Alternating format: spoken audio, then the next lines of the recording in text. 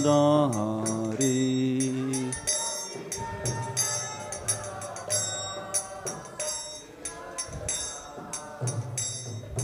Gopi Chanda Vallabha Girivanadari.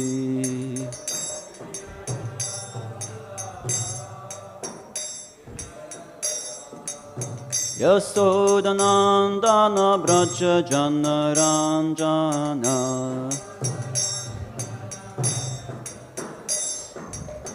Yashodanandana Braja Janaranjana.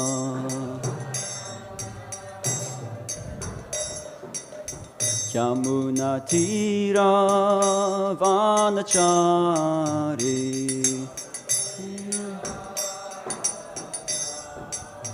Yamuna Tira Vanachari.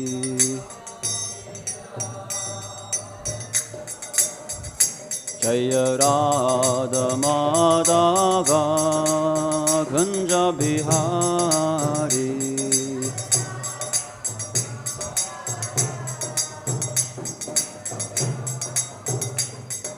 Gopi Janna Vallabha Girivanadari.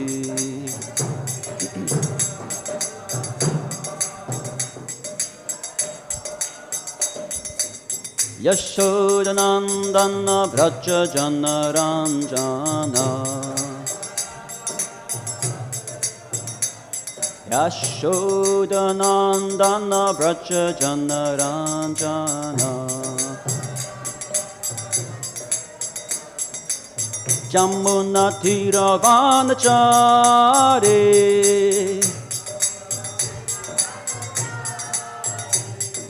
Jamuna Tira Vanachari.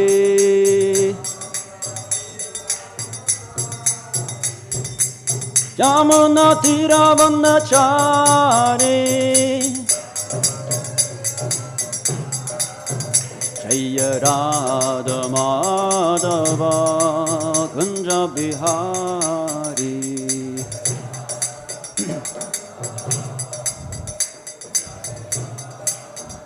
Jaya Shri Krishna Chaitanya Prabhu Nityananda Shri Advaita Gadadhar Srivasati Gaura Bhakta Vrinda.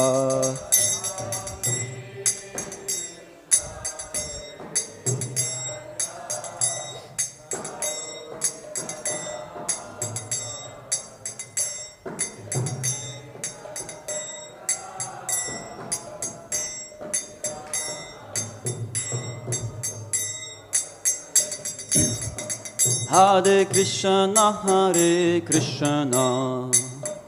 Krishna Krishna, Hare Hare, Hare Rama,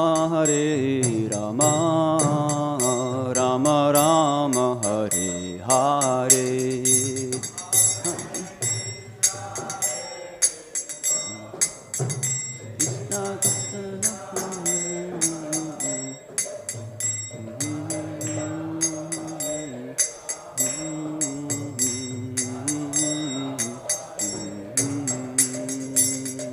Hare Krishna, Krishna Krishna, Hare Hare, Hare Rama, Rama Rama, Hare Hare. Krishna, Hare Krishna.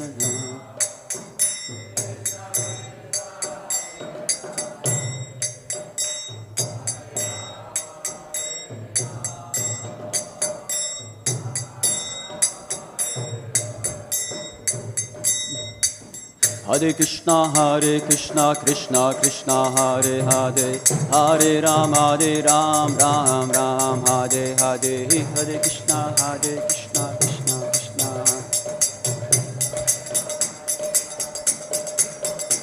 Hare Krishna, Krishna Krishna, Hare Hare, Hare Ram, Ram Ram, Hare Hare.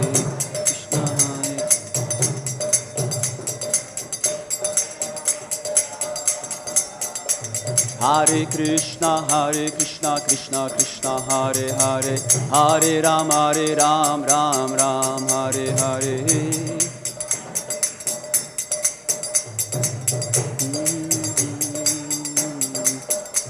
Hare Krishna, Krishna Krishna, Hare Hare, Hare Ram, Ram Ram, Hare Hare, Hare Krishna, Krishna Krishna, Hare Hare. Hare Krishna, Krishna Hare Hare, Hare Ram, Ram Hare Hare.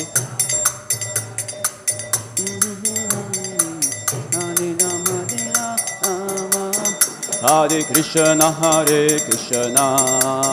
Krishna Krishna, Hare Hare, Hare Rama, Rama Rama, Hare Hare.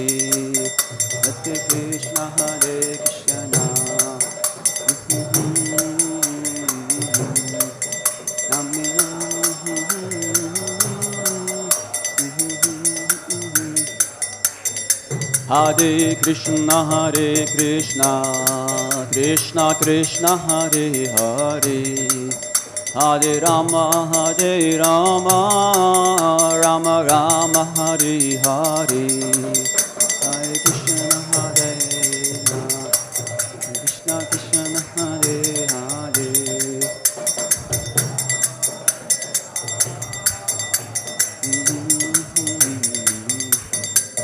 Jaya Prabhupada, Jaya Prabhupada, Prabhupada, Jaya Prabhupada.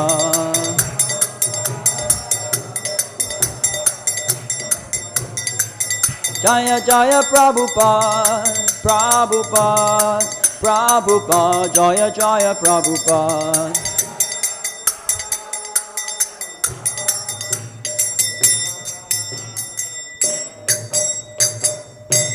Shri Harinam Sankirtan Yagya ki, Srila Prabhupada ki, Grantaraj Srimad Bhagavatam ki, Anantikoti Vaishnavrinda ki, Nitai Gaur Premanande.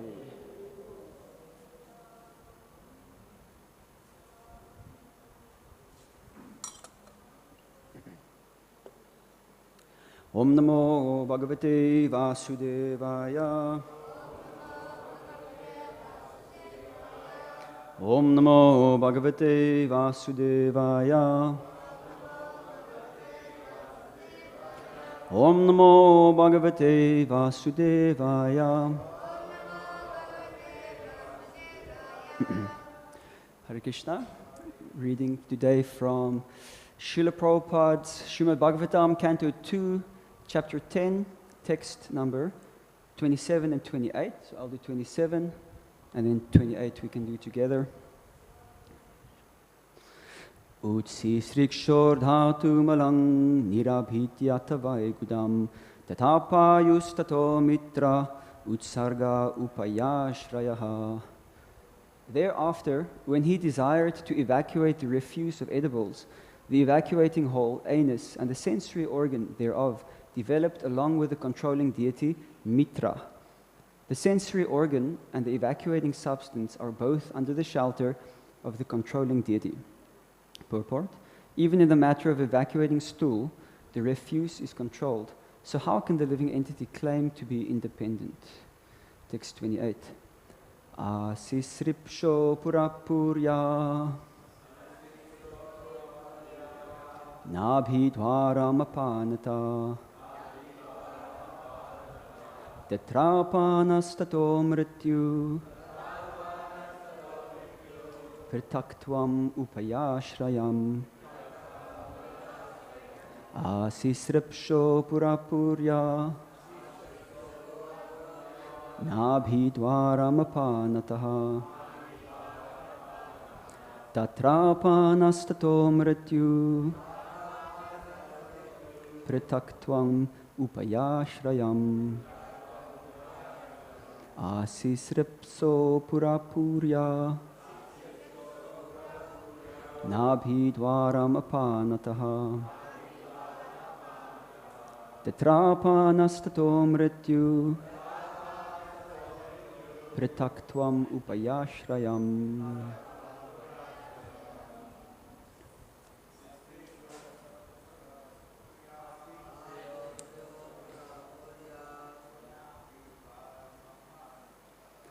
Eyaram-apanata Tapanas-tato mrityu Pritaktvam ubhayāśrayam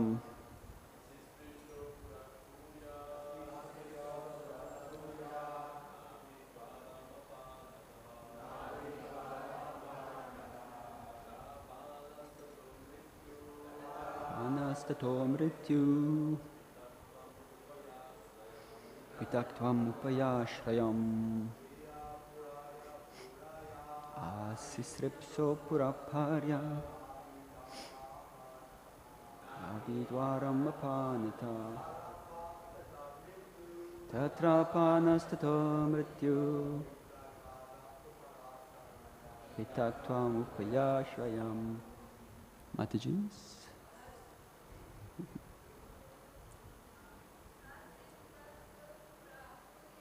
Utsisṛkṣoḥ purapurya Adamupanata Titapanas tato mrityu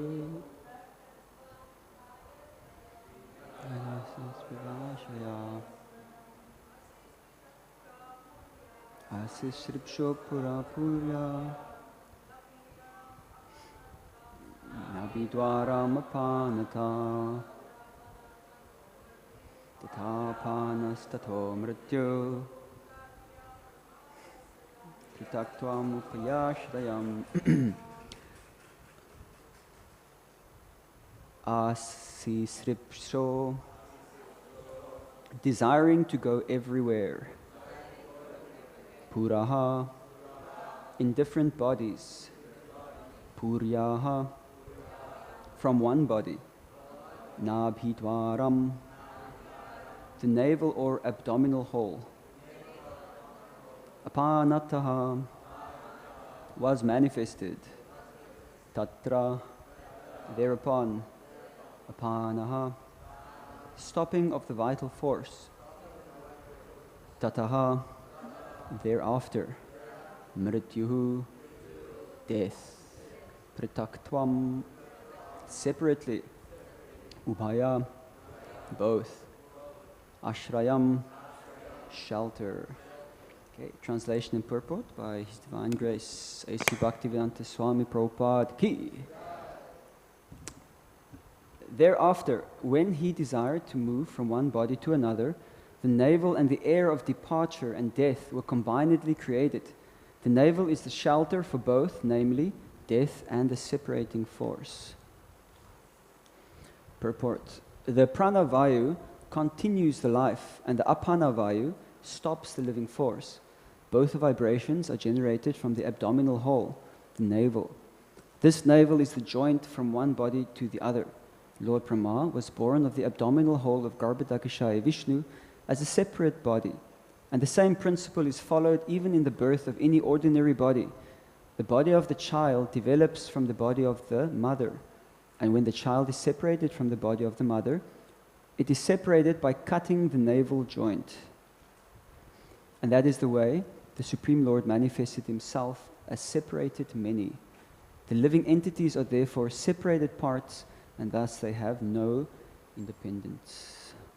Om Jnanati Mirandasya Jnananjala Shalakaya Chakshurun Militam Yena Tasmai Shri Gurave Namaha Shri Chaitanya Manobhishtang Sthapitang Yena Bhutale Swayam Rupa Gadamayam Dadati Swapadantikam Vandeham Shri Guru Shri Yuta Kamalang Shri Gurun Vaishnavangscha Shri Rupang Sagrajatang Sahagana Raghunatang Vitam Tang Sajivam Sadvaitam Savadutam Prijana Saitam Krishna Chaitanya Devam Shri Radha Krishna Padan Sahagana Lalita Shri Vishakan Vitangscha Hey Krishna Karuna Sindho Dino Bando Jagatpate Gopisha Gopika Kanta Radha Kanta Namostute Tapta Kancana Gaurangi Radhe Vrindavaneshwari Rishabhanu Sudadevi Pranamami Hari Priye Vangshakalpa Turbhyascha Kripa Sindhu Bhivacha Vaishnavebhyo namo namaha. Jai Shri Krishna Chaitanya Prabhu Nityananda Shri Advaita Gadadhar Shrivasadi Gaura Bhakta Vrinda. Hare Krishna, Krishna Krishna, Hare Hare, Hare Rama, Rama Rama, Hare Hare.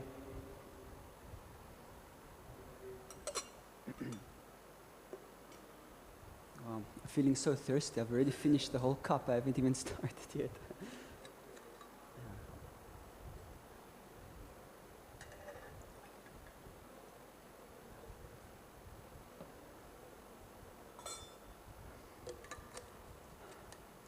So it is said that the material world is a perverted reflection of the spiritual world, somewhat as a tree on the side of a lake is reflected into the water of the lake. And in the Bhagavad Gita, there's a very beautiful description of this upside-down banyan tree. So it's describing the material world and how everything is situated.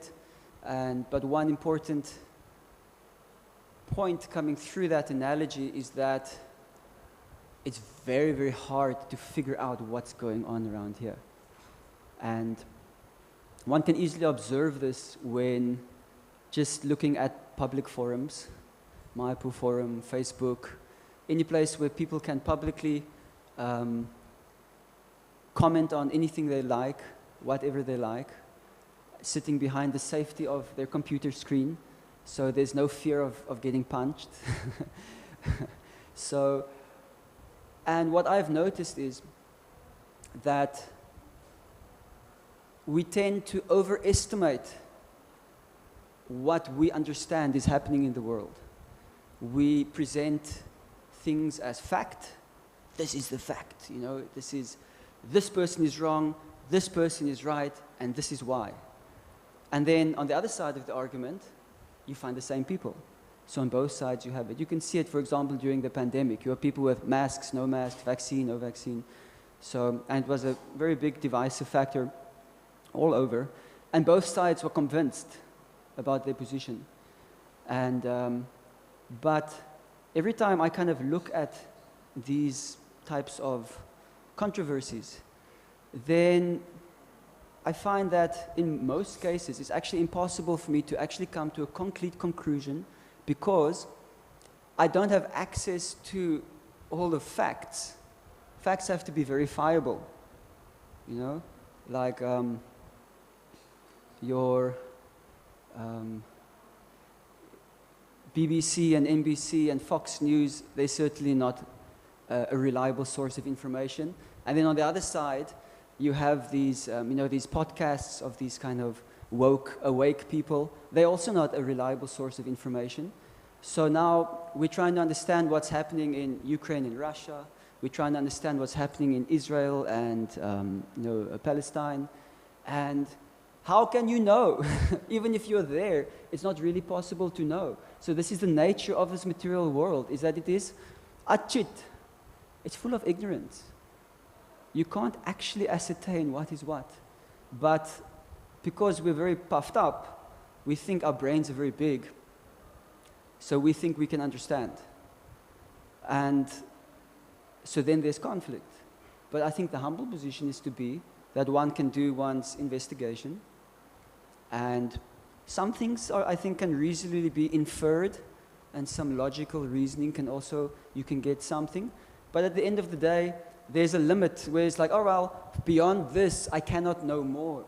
So how can I take a stance, this or that, right? So then I think the safest place is just to stand on principle, on what is our Vaishnava principles, and how we apply it in our own life. And whatever situation is happening, we can try and learn something about that, how it could be applied. So in this way, we can avoid confusion and bewilderment. Even in the 5th canto, when Shukadeva Goswami is describing the structure of the universe, he says at the end, this is how I have heard it from my authority.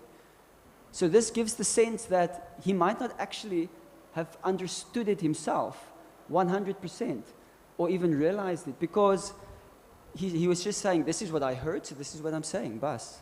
You know, that's all I need to do. I've just accepted it because my authority has said that.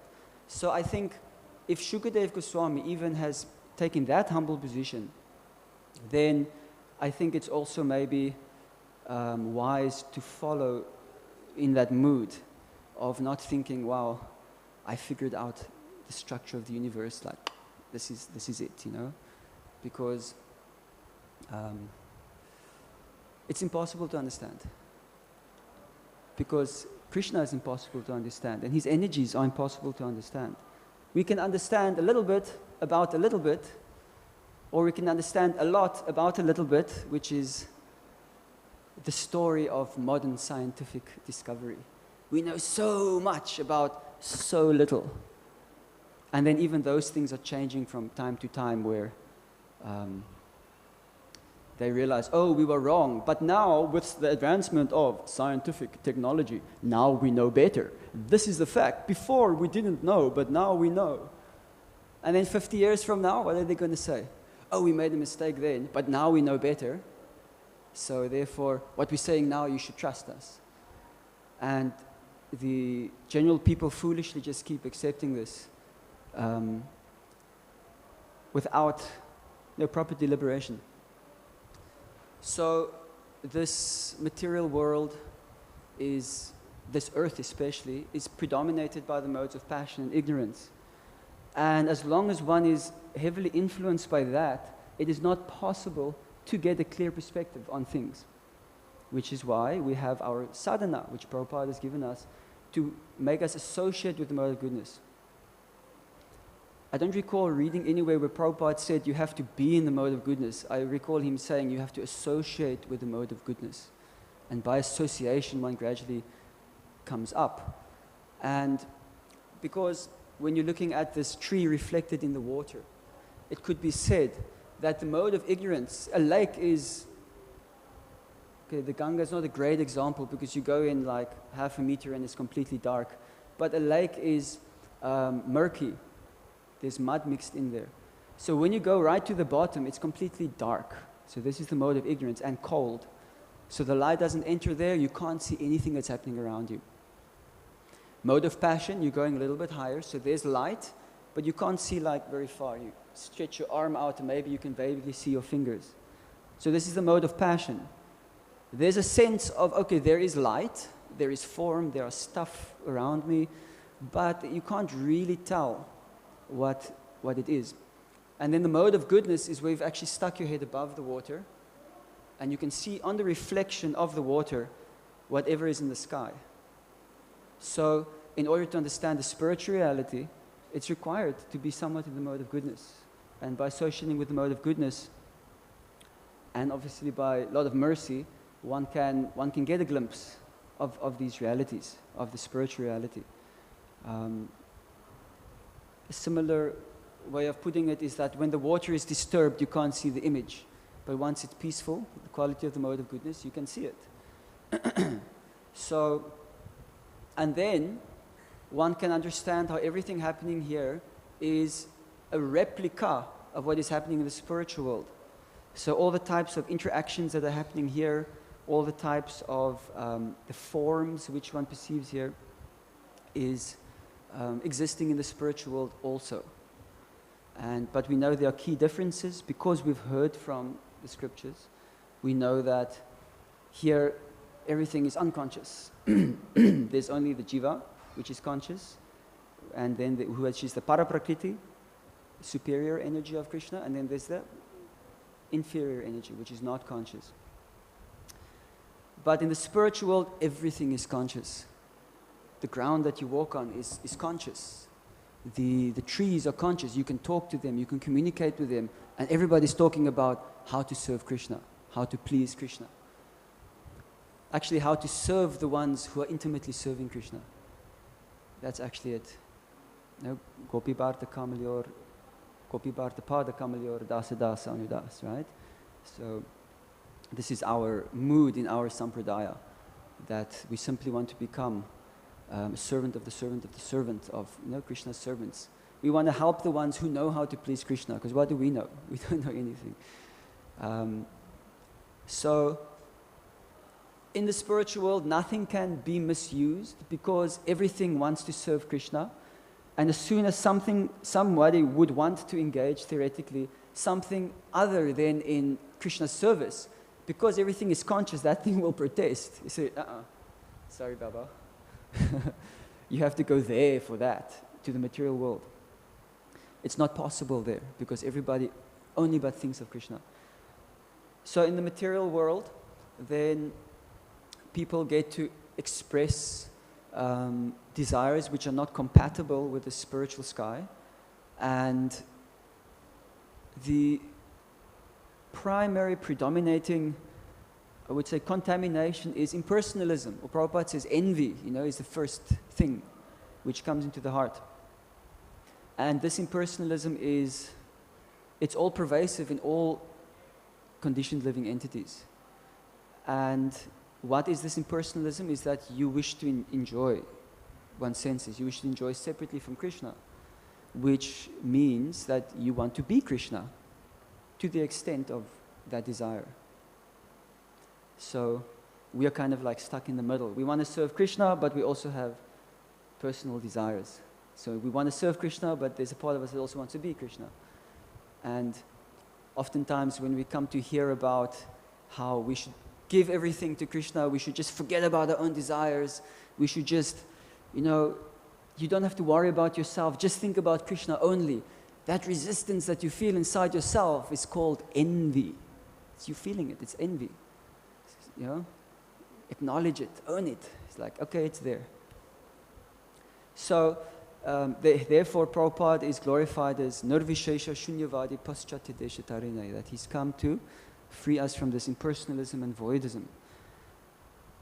And this impersonalism, oftentimes when you read about Mayavadis, we're thinking about like somebody who comes from some Mayavadi like Sampradaya, right? And it's like, we have ISKCON and they will have the Mayavadi Institute or the International Society of Mayavad. And then they have their like dress codes or whatever. So, although there are certain Sampradayas which are typically Mayavad, but Prabhupada's actually talking about us. Prabhupada's talking about us, that our tendency to not want to give to others, our tendency to not want to give to Krishna, and ultimately, which is pointed in this verse, that trying to be independent from Krishna. So we think we can be independent. So in the spiritual world, it is blatantly obvious that everything rests on Krishna. So there's no opportunity to misunderstand this. But in the material world, Krishna has given facility to come under that illusion that I am independent. I can do this without Krishna. And there are even certain subterranean heavenly planets, they're called imitation heavens. Forgot the Sanskrit now. And basically in these places, God is dead, like in the collective consciousness. There's no idea of God is there. It's complete atheism. Their technology and everything is perfected. They're all actually happy and peaceful because they found a perfect balance between everybody's envy. So there's mutual exploitation is going on, but there's a good balance. Everybody's happy with the deal. And so there's even places like that where you can go to and you can enjoy without this idea that God is there. So Krishna has given this. So how is this possible? It's explained that there is the sun. And when the cloud moves between you and the sun appears to be gone. So this is the key word, how things appear to be gone. Krishna appears to be not here. Things here appear to be separate from Krishna, but factually they're not. There's no place that exists that is separate from Krishna. So, and in that way, the living entity, because things look that way, they can actually buy into it. They can accept, oh, this is the fact, because this is what it looks like to me. Just like we look on Facebook and the news and we see it looks like this, so I accept this is the fact. Same tendency. And But one with knowledge can understand that, no, the sun is here. Through inference and logic, and simply by hearing from an authority, actually the superior method, one can understand there's a sun. For example, I cannot see the sun now, it is overcast. But the fact that I can see means the sun is present here. Because without light, you cannot see. Right? So a child doesn't know how to infer like this, because he doesn't have the knowledge. But once one has been educated, it's easy to infer like that. So many other ways one can see that the fact that the plants are growing means that the sun is there. So in the same way, with proper knowledge, we can infer how Krishna is present everywhere. And the second canto is basically talking about how all the energies are expanding from Krishna in different ways and assembling to create what we are seeing around us right now. So the second canto is trying to help us understand, see Krishna everywhere. Because, Bhagavatam starts at the lotus feet, you're taking the darshan, and as you're gradually going through the cantos, you're reaching, to his beautiful smile. And in the beginning, it's very hard to actually grasp, okay, we accept, okay, Krishna is a person, but how that can be will take time to develop some realization about. How is Krishna a person and he's different from me being a person? So they start at the beginning, that we're meditating on the universal form. We're seeing Krishna all over. We see the trees on the earth is like the hair on his body, and things like that are described. And these types of meditations are typically meant for impersonalists, actually. Us. And through these meditations, one is consciously connecting to Krishna more, and by that association, gradually one can actually develop a more intimate connection with Krishna.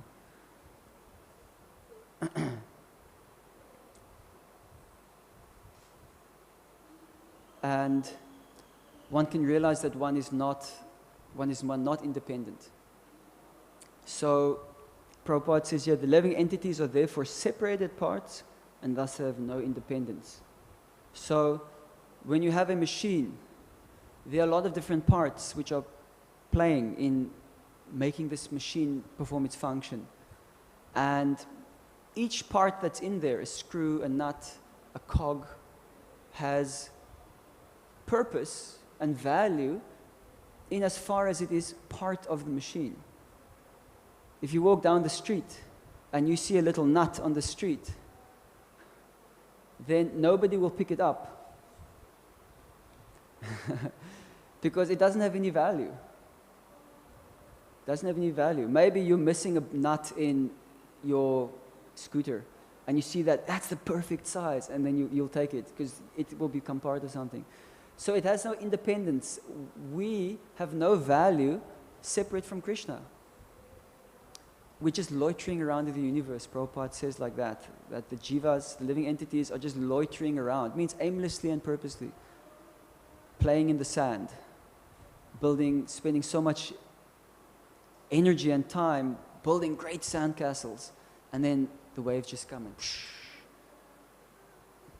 wash it away. So this process of Krishna consciousness is meant to reawaken us to become dependent on Krishna, that we have to willfully surrender to Krishna. We have to submit ourselves before him. And it is our anarthas which will keep us from doing that. And getting rid of anarthas is not easy. We need to stick to the process. Prabhupada has given a very simple process that we wake up early, we chant our rounds, we do service, we associate with devotees, and that the ISKCON, one of the purposes of ISKCON is to create a place where everybody can come and do that together. And one has to have implicit faith in these instructions. The progress is not always evident. Have you ever felt that you're not making any progress at all? Have you felt that, what have I been doing the last 5 years? I mean, I'm still where I was 5 years ago. Have you ever felt a bit disheartened like that? Is there even a point in chanting Hare Krishna? I mean, it seems like things are getting worse.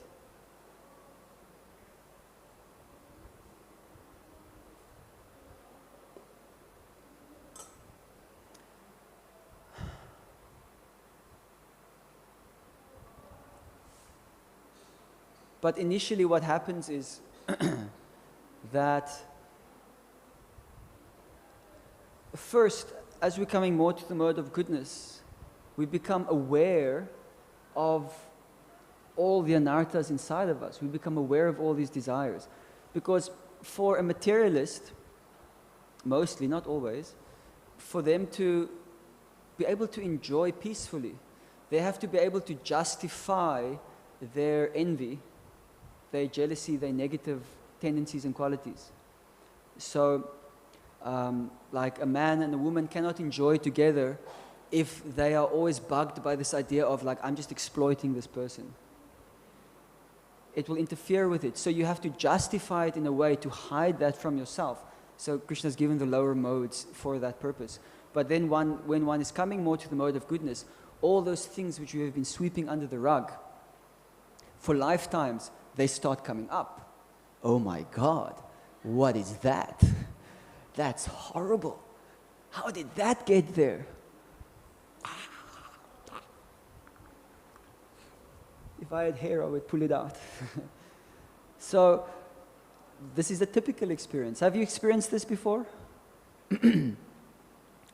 And some people leave Krishna consciousness because of that, because they just can't handle it.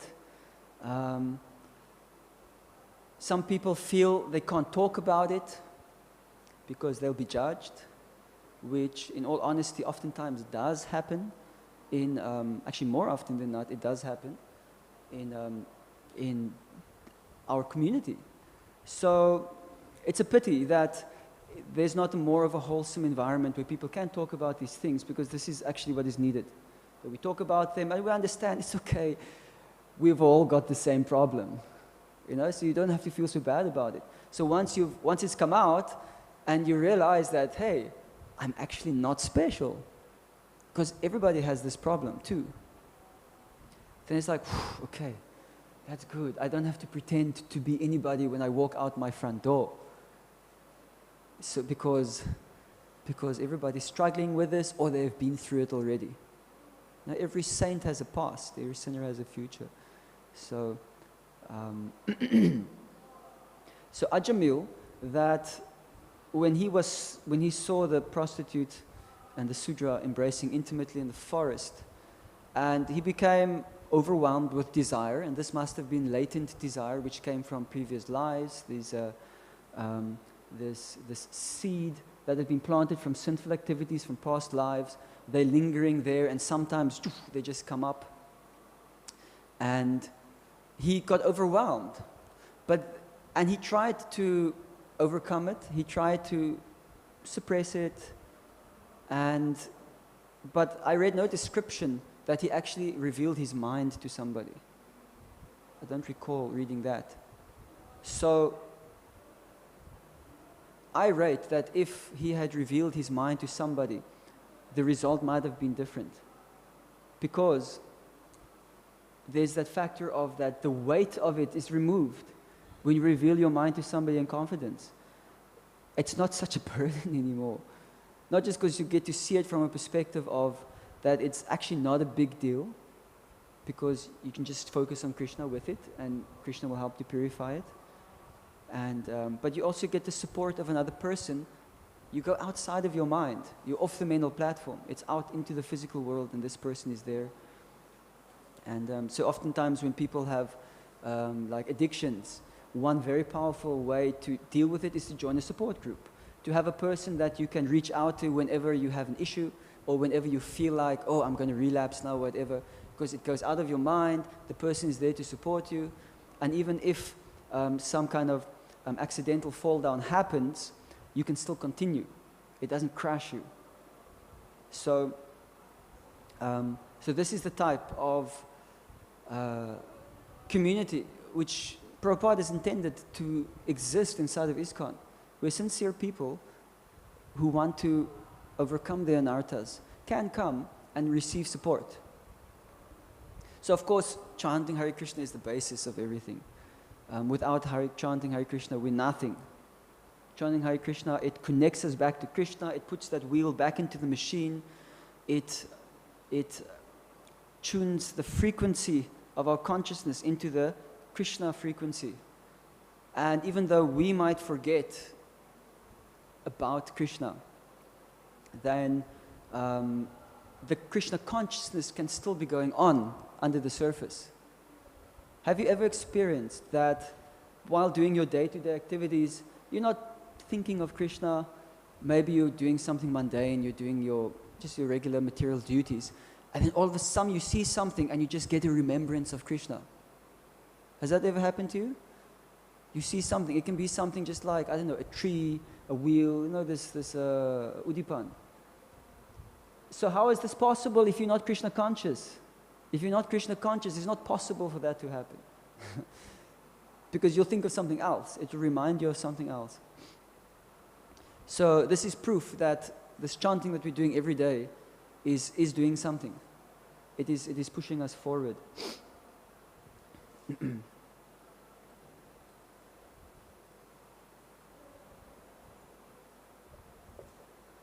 There's a nice story that illustrates this point about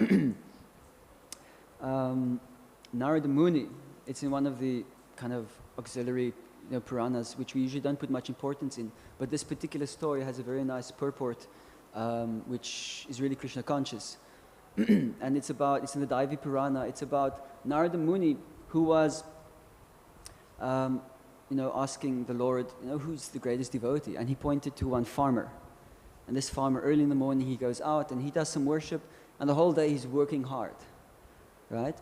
And he's thinking about managing his farm, he's thinking about providing for his family. This is more or less what his mind is occupied in. And Narada Muni is like, how can he be the greatest, because he's not thinking about you all the time, but I am. I'm going everywhere, singing your names all the time. So he said, okay, I'll explain to you, but first I'm going to give you a task. And he gave him a pot full of water to the brink to put on his head. And he said, you walk around this mountain, just a far distance, without spilling a single drop. One drop not allowed to spill. He said, okay. And so he left and he did it. And he was very, very careful not to spill a single drop, because the ground is not even, and sometimes he also has to go up and down, and there might be some mosquito or something, right? So then, after some time, he returned and he said, I brought you your pot, everything is still in there. And Krishna said, okay, very good. How much did you think of me while doing this? And he was like, well, I didn't really think of you. I mean, how could I? I was paying attention to this pot of water. And Krishna says, exactly, this is why this farmer is my greatest devotee. Because whatever time he has, he dedicates to me directly, and during the whole time, he's just performing his duty in love to me. But he's absorbed in his duty because it's his duty and he has to do it nicely. So therefore he has to think about how to do it nicely. So that doesn't mean that he's not Krishna conscious, because he's not directly going Krishna, Krishna, Krishna. This is something I thought about a lot when I joined Krishna conscious. You have to always think of Krishna. I'm like, how am I going to do that? I'm studying for my biochemistry test. How am I supposed to think of Krishna? Sometimes I can appreciate, wow, this is evidence that there is a God who designed everything. And when I'm writing the test, I'm not thinking about Krishna, I'm thinking about how to solve this problem. So, it took me a while to kind of appreciate this point, that the sadhana that we have creates this underlying Krishna consciousness on which everything happens. And another thing which it does is, it starts shaking your life apart. It starts shaking it apart. Because by chanting Hare Krishna, we're expressing our desire to reconnect to Krishna. We're expressing our desire to realize our dependence on Krishna. And for most of us, it requires to be shaken a bit. Wake up. Sometimes you just touch somebody on the shoulder, you say, it's time for Mangala Arati, and they wake up, and then they sit up, and they're good to go. Other people, they need a bit of more of a shake. Other person, you actually need to pull them up and Haribol! Sometimes you need a glass of water in your face. It's not a nice way to wake up, but sometimes it's required. So Krishna is very kind. He will do what is necessary to help us wake up. So we don't have to worry about getting to Him. Krishna will help us. Krishna will assist us. He will guide us. And we just need to stick to the process. We just need to stick to the process and endeavor to enhance ourselves to give a better offering to Krishna. Without the expectation of being up there. So that's a very fine balance to have, that our expectations of ourselves, which are very high because we're reading the scriptures, we're seeing the pure devotees in the Bhagavatam and in ISKCON, and they're extremely high. So we're inspired to aspire for that. But oftentimes then we put an expectation of ourselves to become that, and that actually becomes an impediment on the path of our devotional service. We feel discouraged. We feel too much pressure to be something that we're not, because actually we're all the way down here. So this type of expectation is not healthy. Krishna doesn't expect that from us. Krishna doesn't expect that from us. He just expects us to endeavor. It's the endeavor that Krishna appreciates. Yeah.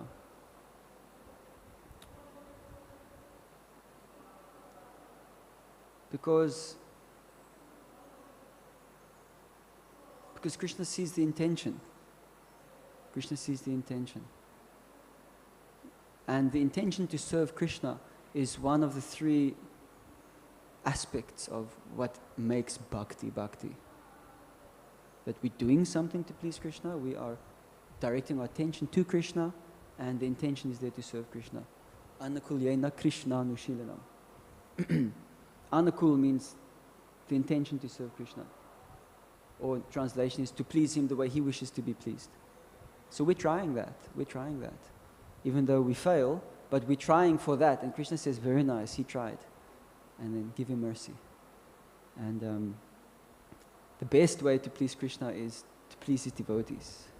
And in Mayapur there's so many devotees. Now that it's not so hot, even more devotees have come. So keep your eyes open for opportunities to assist a devotee, to help a devotee, to serve a devotee, you know. You're riding along, you have some time, you see a devotee walking, say, hey, would you like a lift? You might make a new friend, you know. It will change, that devotee will feel it, you know. We don't know what's going on in everybody's mind as they're going about day to day. It is the amazing thing about Mayapur is that everybody is meditating on God. Everybody is at different levels and they're doing it according to their level, but everyone is meditating on God. You cannot say this of any place on earth. Actually, this does not exist in the material world. Because where is this place where everybody thinks of God? It's the spiritual world. That only happens in the spiritual world. So we're a little bit mixed, but Mayapur is such a place. It's such a place where everybody's thinking about it, where as I'm parking and going into my apartment, I see one devotee who we're acquaintances, and you know, we cross paths often, and I just hear him gently singing like a song, which I can clearly tell is a melody he really likes, because just the bhav he put into it was so sweet. And it just made me stand still for a moment. I was just like, wow, I just like had to take it in a bit and appreciate his meditation on Krishna. And so this is very nice when you can appreciate each other like that and see that Mayapur is such a place. Mayapur. This is Chaitanya Bhav. The Lord Chaitanya is all about giving this type of consciousness to everyone. Even the dogs offer obeisances. Have you seen a dog offer obeisances? I've sat in the Prabhupada Samadhi once, chanting japa at 6 o'clock in the morning, and this big Harinam procession came around, and they came into the temple, and there was this dog, a female dog that walked in there, and I was looking at it, I was thinking, I wonder if somebody's going to chase the dog out, because, oh, dog in the temple, no. Somehow, Krishna covered. So the dog came in, did 3 times parikram, and they went to do prema dwani. The dog offered obeisances with everybody. My jaw was on the ground. And then afterwards, when everybody got up, the dog got up and went out. How amazing is that? Wow, even the dog is thinking about Krishna. The dog. I've seen dogs happy when they see the Harinam. Tail starts wagging. They're like, yes, time for Harinam. And then they follow the Harinam party. So we don't underestimate. What about the trees? It's not so obvious to us how they express their consciousness. It's not ordinary trees. Yes. So in this way we can see here, everything is very connected to Krishna and dependent on Krishna in that way. For this environment to exist like this. Hare Krishna. Any comments or questions from anybody?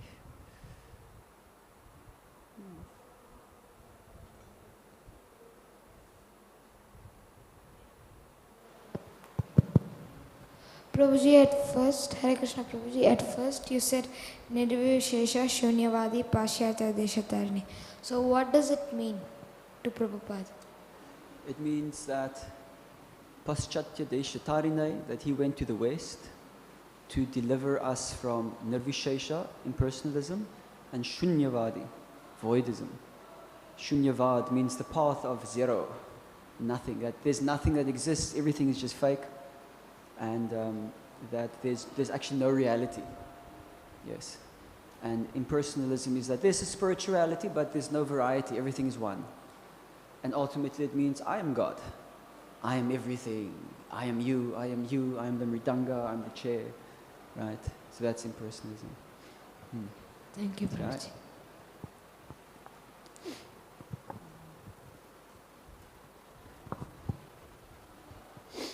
Hare Krishna Prabhuji, as you said in this lecture, we should not suppress our anarthas and we should reveal to someone.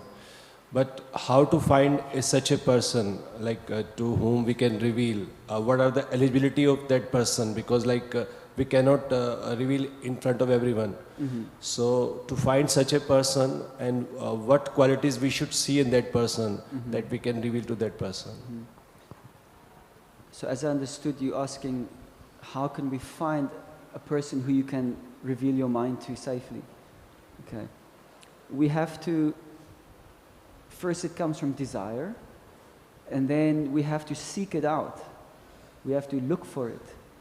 And we have to, and just by serving devotees and being open, and when you're seeing devotees, Hare Krishna, even it starts like that. That's a very good way, and the way people respond to you, you can oftentimes tell how open or closed they are. You can tell how clear they are or not.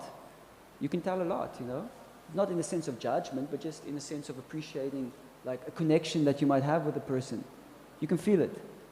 So, and then by cultivating relationships, you might see there feels to be like a connection with this person, so you should endeavor to try and connect with that person. One great way is to say, hey, let's go have prasadam. Easy. No one will say no. Do you like to come for prasad? So we have to endeavor. We really have to endeavor for it. And then as the relationship develops, then I guess you could say you could test it a little bit. So you don't throw all in. And then you can see how a person responds to certain things. Because you're right, you don't want to say to the wrong person, because sometimes a person could then just go to Facebook and then everybody knows about it, and it's very bad. Unfortunately, that happens. So you can do some tests, see how a person responds to certain situations, how they talk about others when they're not there. So things like that can give you a good idea of how they treat confidential things, and how mature they are to hold space for it. And ultimately, we have to also pray to Krishna. So then Krishna will give us that refined vision to be able to see it and to find it. And if you really, really want it, then you will have it. Then you will have it. And it is actually a rare thing to have, that I don't think you can have really, really close, intimate relationships with many, many, many people. Hundreds of people. One sociologist had done a study to show that village life is the most suited for human life, because we don't have the ability to really form very close bonds with more than something like 12 or 20 people.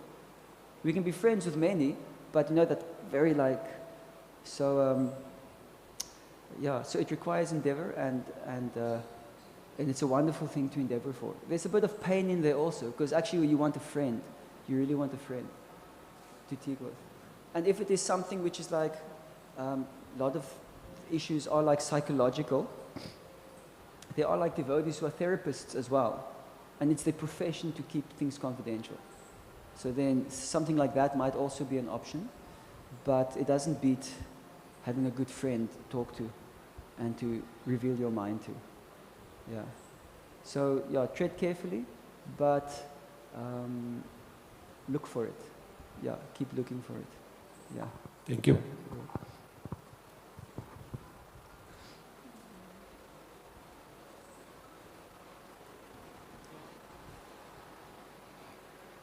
Thank you, Prabhu, for today's class, for really pointing out all the practical things that we need to do, especially like the point you said about the mode of goodness, that striving to reach the mode of goodness is essential for those who want to really practice spiritual life seriously. The second point I wanted to add to Prabhu's question about how to find someone whom you can trust, basically, because you're going to be opening up your heart and sharing very deep, very sensitive subject matters.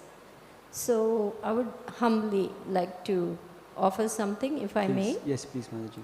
So Grihastha Vision team has a group of counselors, therapists, educators, and it's all the names of different people are there on the website. So you can contact any one of them to discuss issues that are close to your heart. As you rightly said, we are bound by confidentiality, even legally. So your secrets are safe in that sense. That's one. But if you don't want to go all the way to, formal counseling, we have the mentorship system where you can connect in your local yatra to somebody who's a designated mentor, somebody who has proven themselves to be mature, to be very responsible, to be safe, to be a safe person, who has a good reputation, who has a good character. And then you can see how you gel with that person, because everybody has a different mindset, different attitudes, sometimes personalities don't match. So as you rightly said, you have to keep looking for that person, because in bhakti, we have to find someone whom we can open our heart to. It's not possible to go it alone. Maya will catch us. So I just want to stress, because I'm so concerned about our young people, and as a spiritual mother to all of you, my humble request is please find someone. You see the recent, suicide of our pujari was so devastating to me personally. We are all here, and this poor soul felt he had no option but to take his life. And how rare are devotees in this world. To lose even one devotee is such a heavy loss to our society. So just want to share that. Thank you. Thank you, Mataji.